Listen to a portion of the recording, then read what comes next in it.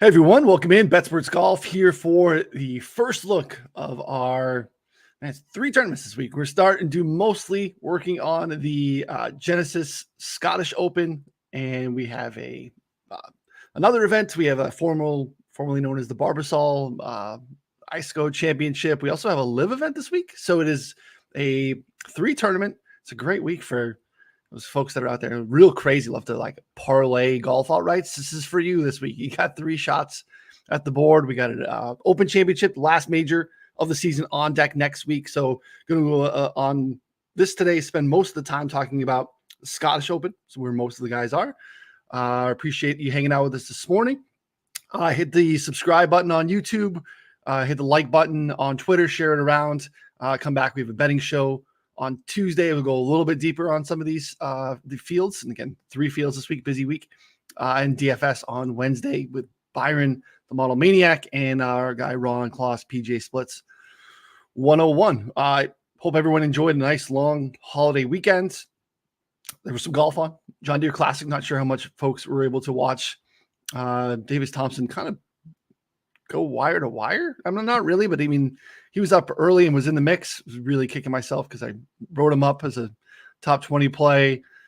Touched on how I loved him this week. He just was too expensive, and he goes out and wins. This is hard. This is hard what we do sometimes. So kudos to Davis Thompson, who nice pedigree kid that you think is probably going to be around in the mix more times than not over the next handful of years, and really was able to take advantage of the course where we've seen some nice debut wins that have led to things historically. So good to see some other guys kind of fight down the stretch for the last spots in the Open Championship. CT Pan made a putt there at the end to save par to put himself into the Open Championship. Whereas if he didn't, we would have had a pretty interesting scenario with Michael Thorbjornsen, who had a nice week, was my favorite pick to win.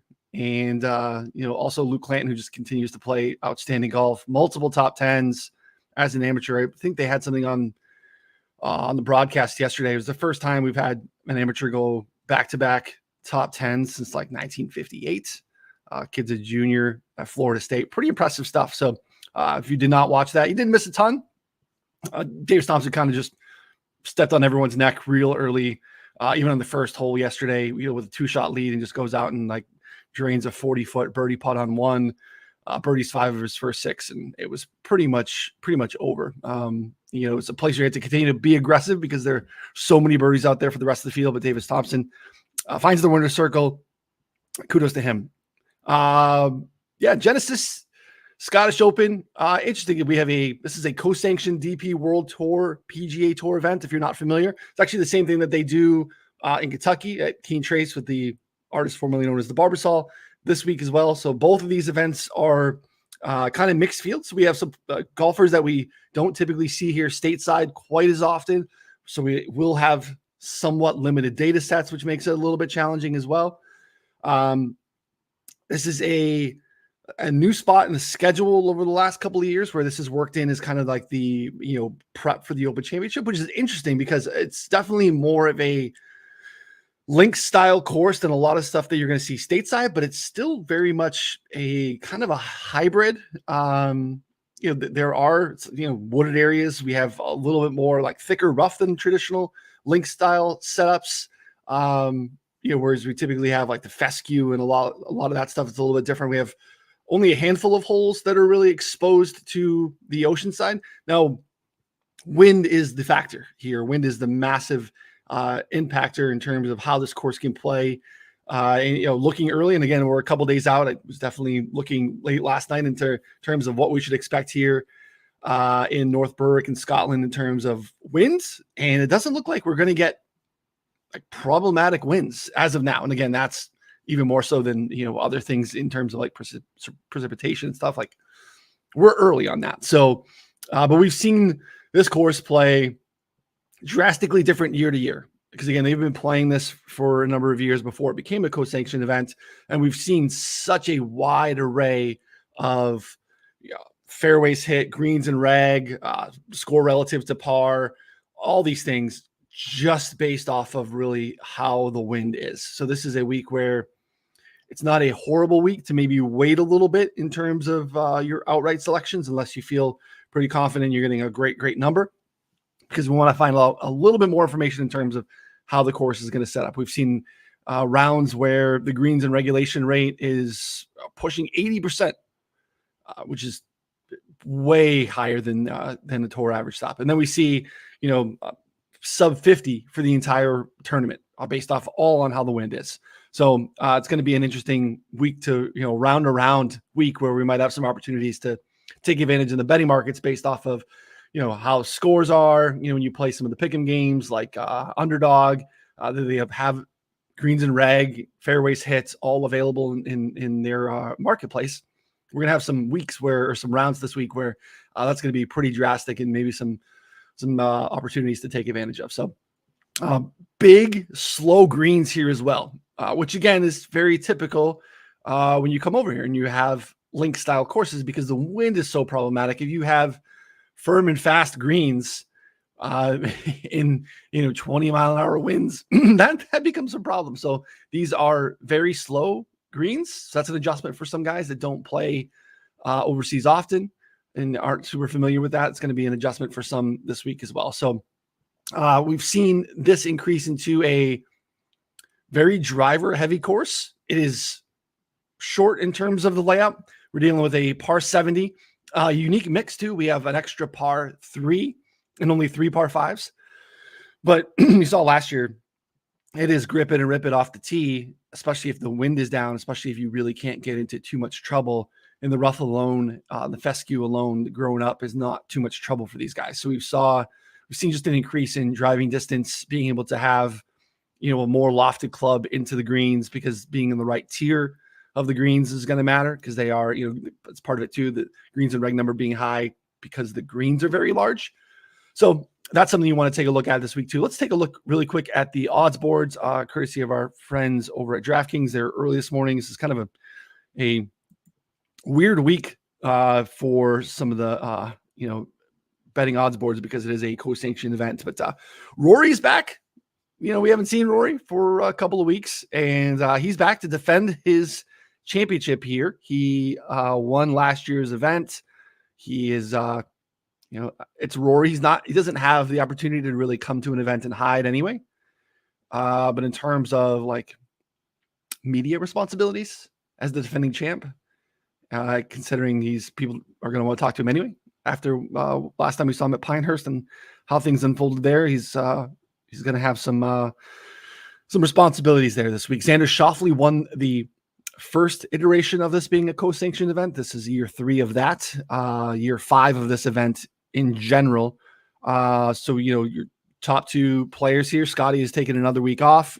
You have, I think it's 20 of the top 30 or so in the official world golf rankings, whatever that means these days. So decent field, as you can see here. Ludwig right there, Morikawa, Hovland, Tom Kim, who should have played well here both times. Hideki, Minwoo. Minwoo's won this in the past before it became a co-sanctioned event. Justin Thomas, Sunjay, Sahith at 40, Fitz at 40, Colin at 40, Clark, Benny Ann, 45, Harmon, 45, getting ready to defend his championship next week. Aaron Rai, who's also been playing really good golf and has won this before it was a co-sanctioned event. So he's won a Scottish as well. One of his bigger DP World Tour wins. You see Sepp, Bobby Mack here rounding out the top here. Would you get into some other names in the top 50 that are interesting to see down here? So as you can see, 75 PGA Tour guys and 75 DP World Tour guys. But when we kind of peruse the top of the board, obviously it is a PGA Tour heavy board. And then the guys that we see or familiar with it still have DP World Tour status are guys that we see more often than not here on the PGA Tour these days. The Ryan Foxes of the world. See, when we start to get to some of these guys, like most of these guys we're seeing, Tom McKibben, I guess, would be, towards the top here. Here's Foxy. A lot of these guys, the Højgaard twins, we obviously see Nikolai more than we see Rasmus these days, Jordan Smith, Ewan Ferguson. So again, it gets further down the board until we start to see some of the Euros here, which is interesting. The DP World Tour guys, I guess, would be the better way to say that. So look real quick here. I mean, again, we'll have more information this week on the other fields. You can see this is where we're at. Again, we have an amateur 14-1 as the tournament favorite, which is just absolutely crazy. But again, he's back-to-back top tens for this kid's been playing really good golf. And Keen Trace is another spot similar to what we've seen the last couple of weeks at the Rocket Mortgage and the John Deere Classic, where birdies are the name of the game. We'll have more details on this, but again, you can see Thor Bernson at 20, Shipley at 40, so a pretty big teardrop. Michael Kim, Messer Berger 40, Toasty 40, SH Kim 45, Bridgman's not, again, subfields. And, you're going to see some of these guys that we've been seeing a lot in the last couple of weeks because we've had some openings with a lot of the top tier guys taking the weeks off. So we'll take a look more into details, look for some more information on the site for what to expect there on the Kentucky golf tournament. It was going to be the Kentucky Open for a little bit. We didn't have a sponsor for a little while. Didn't know what that was going to end up being called, but here we are. We'll go back and take a look here back at the Genesis. Look at this stuff. All right. I want to jump into the rabbit hole. Before we do, I want to tell people and there's a lot of cool like pick'em style games that are out there these days. A lot of different ways to get down even if you're not in a legal betting state. And DraftKings is just sharing their screen there too. They get a cool new game called Pick Six. Very easy to play. And like if you are, and I know the Betsperts golf subscribers love these. We love our make the cut parlays. This is a great way to do it. It is a great way to just take a look at, hey, here's like they typically will line like holes played at 36.5. That's basically to make the cut parlay, yes or no, right? So basically all you got to do is download the new DraftKings Pick 6 app, use the promo code BSG, Betsperts Golf. New customers play $5 and get 50 in credits. So which is pretty easy, right? Spend 5, get an extra 50.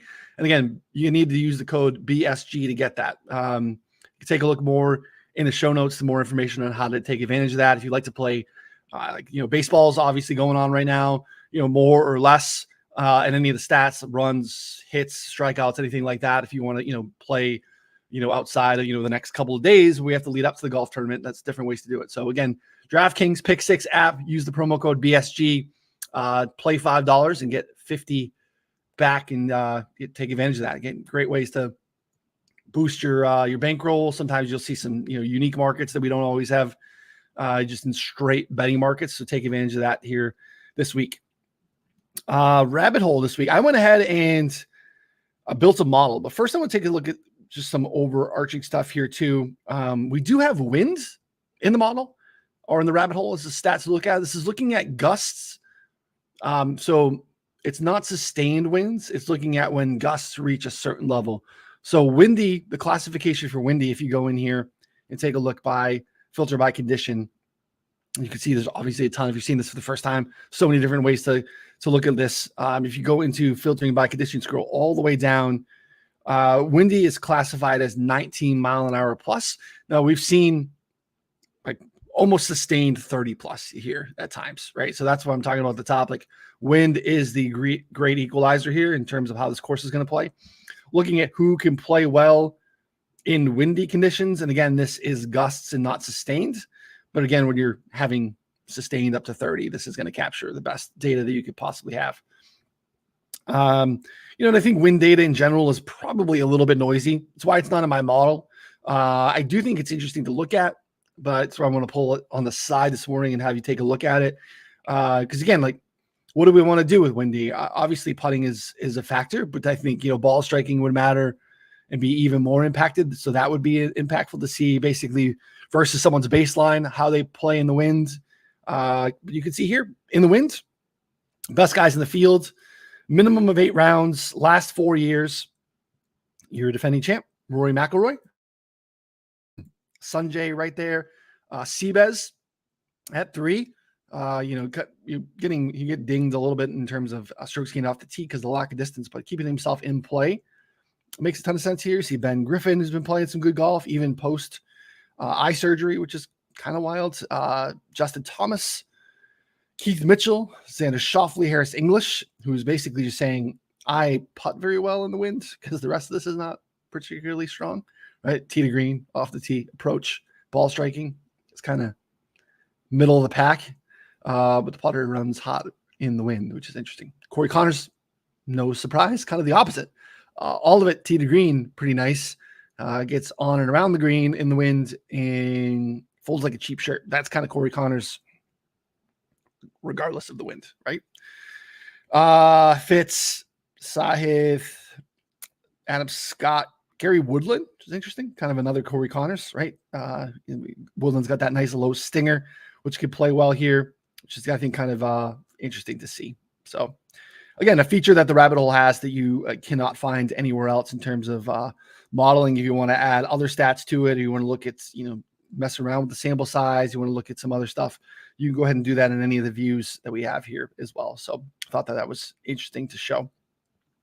I missed on the course. Again, like we've had rounds or events where it's played almost a full stroke under par. And then we've had years where it's like a stroke and a half over par. So really, really strong variance from year to year, which makes it a little bit challenging. But for the most part, long iron play. Distance, as I mentioned, because we've seen this increase, it was just not a high missed fairway penalty here. So long irons are going to have a lot of approach shots from like the 175 to 200 yard range. Greens and reg, yes, that's going to happen if the wind is down, but they're large greens again, so being in the right tier. So overall proximity matters. Otherwise, you're going to have a lot of basically approach putts from 25, 30 feet out that are a little bit longer. So take a look at that. We can look at here. I mentioned the unique layout in terms of par fives and par threes. One extra par three there, and slow greens, really, really slow, like 9.5, 10 on the stimp. So it's very different than what these guys, especially on the PGA Tour, are used to playing week in and week out. So guys that have putted here specifically would be a good look. And you can look at corollary courses. You want to look at any of the, just go into all courses and search Royal. Basically, you'll be able to look at you'll get basically a lot of the Open Championship courses. And again, not a great comp in terms of everything that this course has, but like putting service wise, or just putting on slower greens, that's going to help you there too. Obviously, you can just go into filter by conditions and look at green speed and filter that out as well. All right, let me show you what I built. I want to take a look at it and show you how I got here and what the results were for me. So this is my model. Basically how I went about building this morning, just for sake of time. If you're seeing this for the first time, you have questions, hit us up on Twitter, in the show notes here, in the comment section on Twitter at Betsperts Golf. Like, see my Twitter here posted at Ryan Noonan. If you have any questions, happy to help. We want to make modeling a little bit easier and friendly to people. I know the term can be scary. All you need to do is you can go in here and you can see the layout, display the fields. We have the Kentucky field in here as well. You can mess around with multiple seasons if you want to see just what's happened in 2024. That works in conjunction with obviously the time frame of what we're looking at. Defaults to 6 months, but you can go all the way back to the last 5 years. You can mess around the number of rounds played. If you want smaller samples or larger samples, we have the ability here to put in a sample round minimum to kind of take out the noise of small sample stuff, which is really cool. You want to look at specific course type, like you want link style courses. You just search links. This is a hybrid, I would say, is kind of a Parkland link style course, but this is something that you could look at really as it pertains to next week when we get into the Open Championship at Royal Troon. I think that's really useful. If you want specific course details or course history or a bunch of corollary courses, you could select a single course. You could select the Renaissance, or you can look at specific corollary courses I mentioned earlier with the Brookdale stuff or Liverpool or anything like that. So those are all in here too. It defaults to a DraftKings salary for DFS purposes. Obviously, you can see that's blank currently. We don't have DraftKings salaries as I record here on Monday morning, but you can look at FanDuel or DraftKings as well. Really cool feature too, view expert rankings. If you want to see, you can see here, Matt Vicenzi of Tap In Podcast. His model is in here right now. Andy Lack of Inside Golf. You can see his first run through here. He's got it in. I have some other models in here as well, but I have my first look updated as well. If I refresh this will show my model too. So you can see other models of other people, Ron Klosser, PGA Splits 101. What stats are they looking at? How are they weighing it? We can help use that to build your model too. But all you need to do is to any stat you have based on the time frame, filters, views, all that stuff, just hit plus, add that column. You can make a note, adds it to your model section, and then you can give it weights, run it. Really simple. I want to show you what I've done, what stats I added, and how I weighed them and what the results were. So I wanted to look at who's just playing well in 2024, just kind of an overarching baseline statistic of who's been playing good golf this season. I like to have some of these anchor stats that kind of just make sure that I'm getting guys who have been playing well, guys that are good at golf. Sometimes you can get overfit a model and all of a sudden it's super noisy and not super actionable.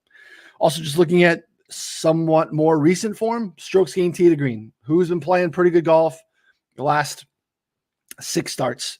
And you can see here, anytime you don't know what the note is, you can click this little thing. It'll tell you what the filters are. So this is our Genesis field, last 6 months, all courses, who is gaining strokes, and how they're doing strokes gained tee to green.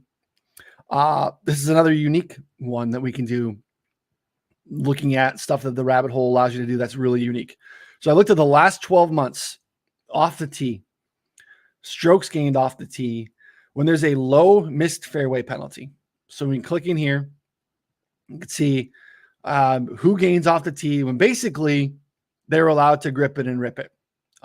It's not necessarily driver heavy, which is another filter option that we can do, but just basically when we can gain off the tee, when we know that it doesn't really matter if we miss the fairway or not. No one's having to club down or, be really cognizant of finding the fairways. Who gains off the tee in those scenarios? I think that matters a ton. Looked at driving distance over the last 12 months. No filters there, just raw driving distance. Overall proximity. Not a stat I always look at, but because we have really big greens here, and we need to, get ourselves in position to score. And if the wind is down, this is a place where greens and reg are easy to hit. Like I said, we'll see guys approaching, 80% greens and reg, 14, 15 plus greens and reg per round, which is absolutely wild. And that was Rory, right? Rory won last year, went into the final round up 1. He hit 3 of 13 fairways. 3 of 13 fairways, playing with a lead. But he hit like 15 or 16 greens and reg. So it didn't even matter that he was playing from the rough mostly. He was able to still get on and give himself putting looks. Now, when that's the scenario, I want to look at your proximity when gaining the green is easy. So I don't want you just on the green and 30, 40 feet away. I want you to have really a birdie opportunity here. So looking at overall proximity, I looked at when it's easy and average. So basically, I wanted to eliminate when it's difficult to gain, because I want to capture a little bit of nuance and what happens if these winds spike up a little bit, right? These greens actually get hard to hold. But I wanted to kind of capture that in case, based off of the early forecast that I'm seeing where the wind might be down a little bit. I wanted to look at a couple different approach buckets. I don't love the proximity ranges, but I wanted to capture just long-term and shorter-term approach form, weighing a little bit more on the longer term because I think that makes more sense. That's a little bit more sticky. Last 50 rounds and last 20 rounds. Did a couple of things around the green. But you can see here, I only weighed it combined 5%. It's not a lot. I cut it in half, just in general, your ability to gain around the green over the last 50 rounds played. And because most of the scrambling here around the green is going to be on the shaved runoffs and short grass, I wanted to capture that as well. Again, you got to think about this. If we're talking about greens and reg being easy, you're not going to be dealing with around the green as much. And if so, you're probably in trouble if everyone's gaining greens at a high rate. So it's not a stat that I wanted to have a ton of weight on. I just wanted to have it as an option. I wanted to view it. It matters increasingly as the wind picks up, obviously. Hopefully this is all intuitive to people, but you got to think, what story am I trying to tell with this model? if I have something that's trying to capture proximity on easy greens and I'm weighing approach a lot, right? It's in my 2024, it's in my tee to green.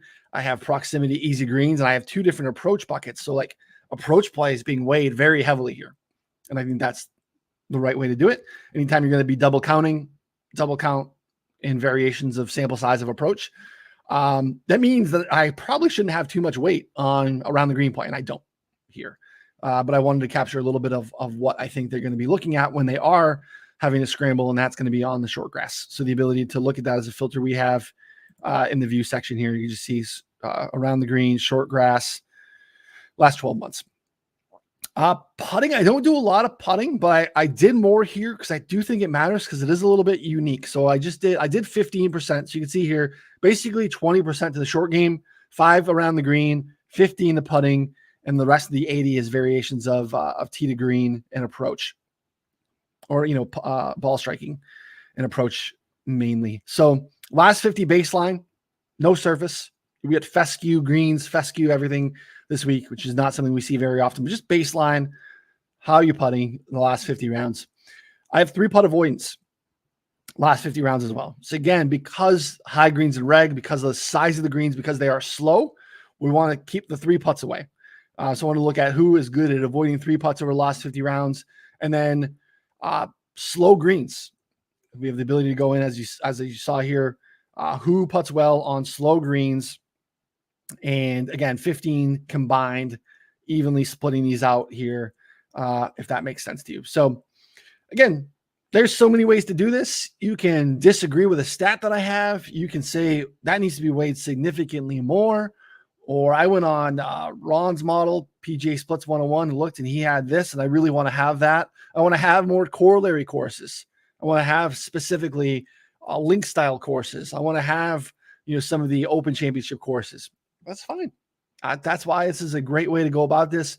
Look at other models, build your own, change how they're weighed, and use this to build your betting card. Use this to build your DFS player pool. It's a great way to kind of land the plane, and you'll see some guys that will surprise you. Some names you weren't expecting to see sometimes that will populate and be up near the top 10, top 20 year model that you weren't expecting to.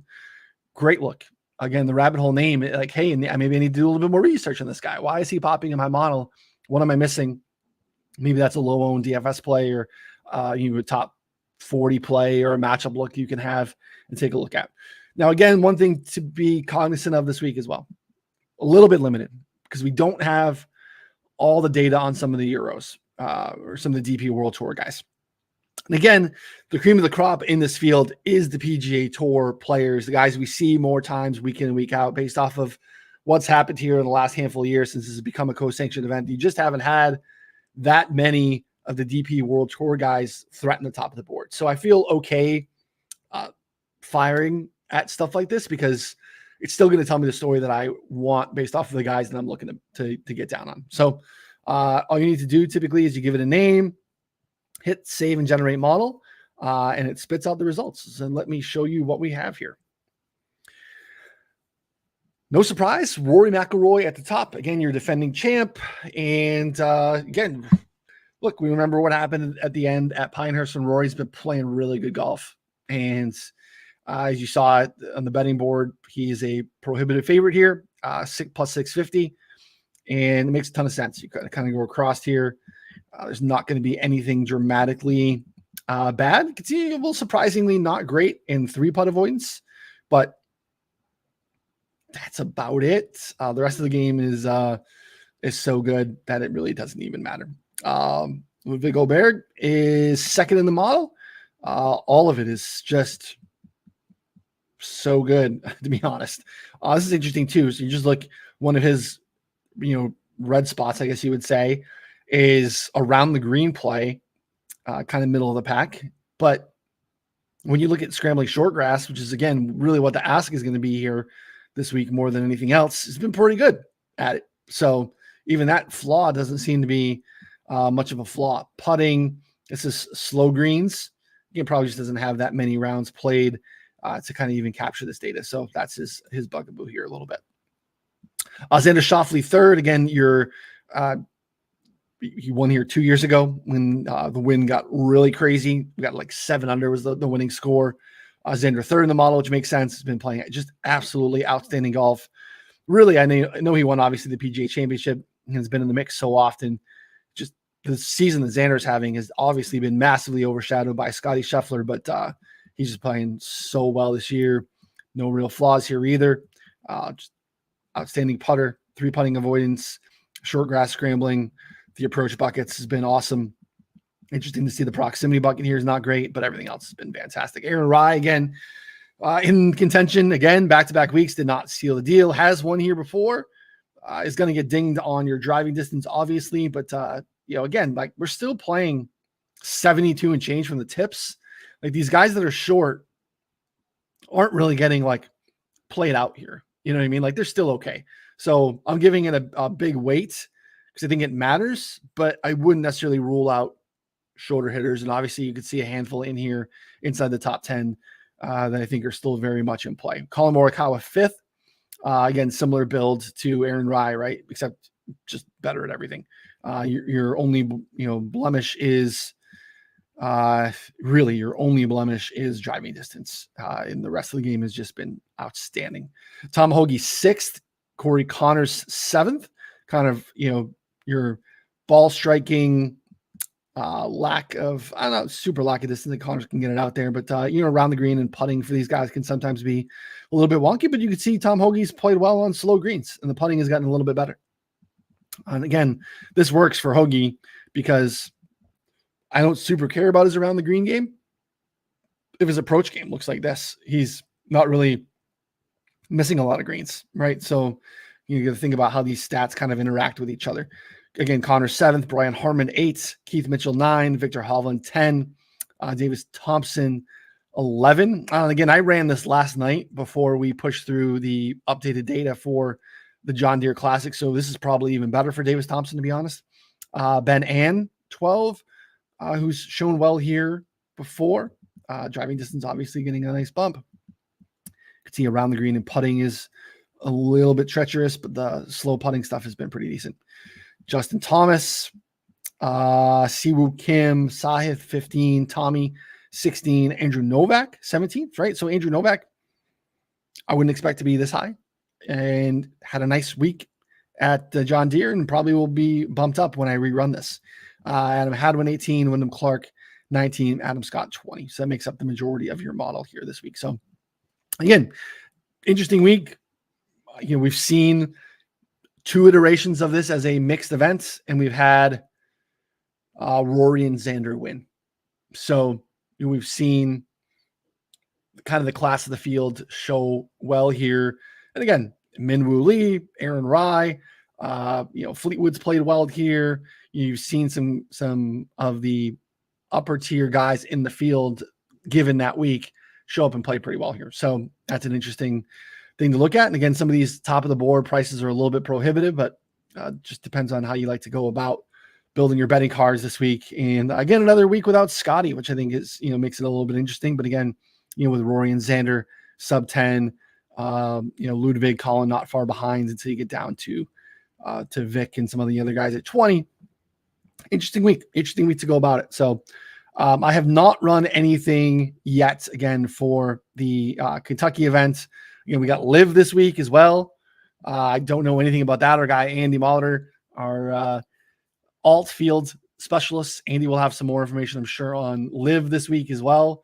Again, Live getting in the week before the Open Championship, getting in the week before the majors to get their guys tuned up is a good thing for them as well.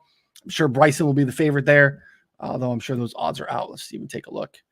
We can get some idea of where those are.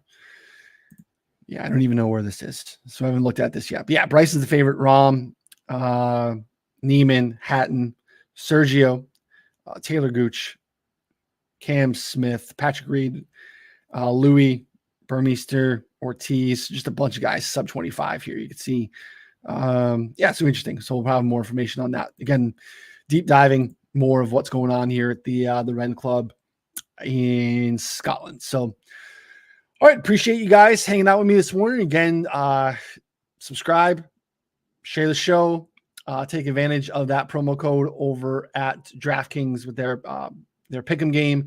Use that promo code BSG, take advantage of that, and get some action in there too. Subscribe.